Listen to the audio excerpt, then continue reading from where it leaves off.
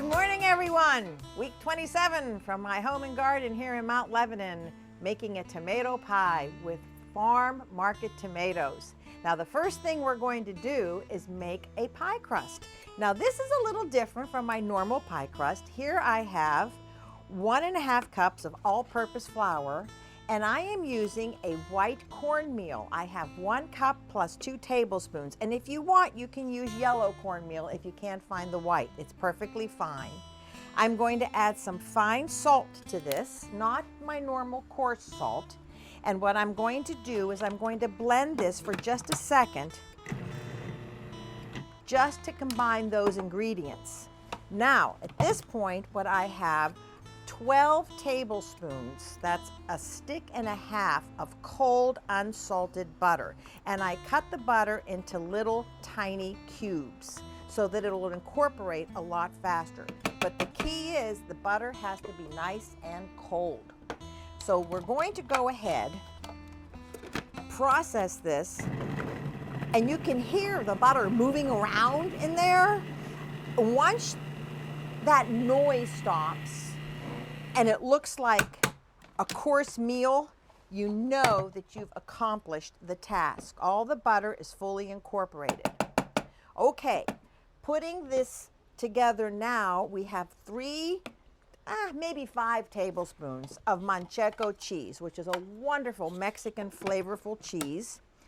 We're going to process that, take off the feed tube, and what we're going to do here is we're going to add just enough ice water until this all comes together. Now this, you could add up to 6, maybe more tablespoons of ice water. Okay, now as you can see, this is starting to come together and it forms a ball. Stop the machine, and you know that you have a great dough. Not too wet, not too dry. You'll want to chill this a little bit before you roll it out, and I went ahead and I had to do that ahead of time. I rolled out my dough into a deep dish, and this is a 9.5-inch pie dish.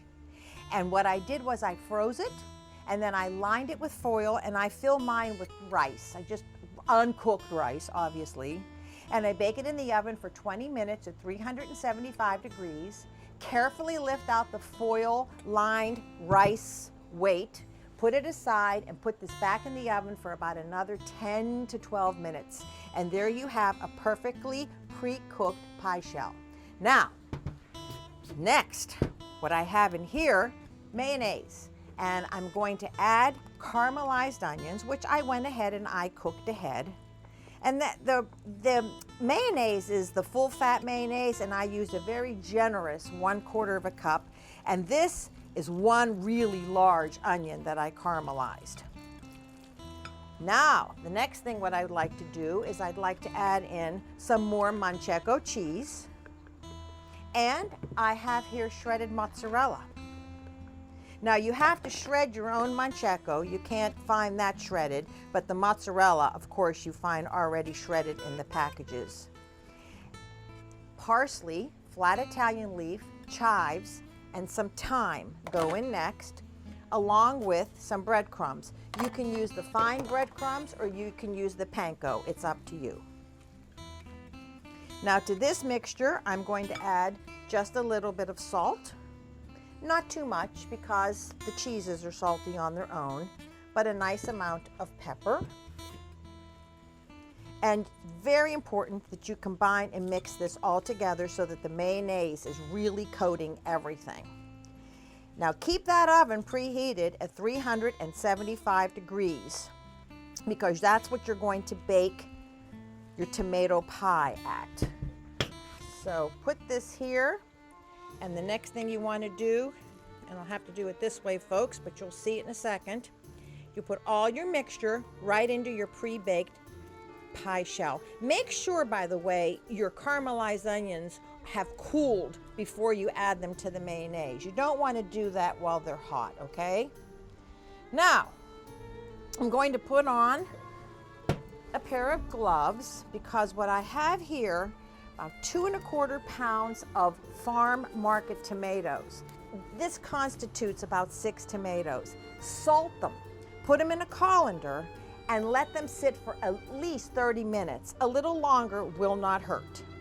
And in a cylindrical fashion, I want you to go around the pie, just like so, overlapping them just a little bit, and tuck these down.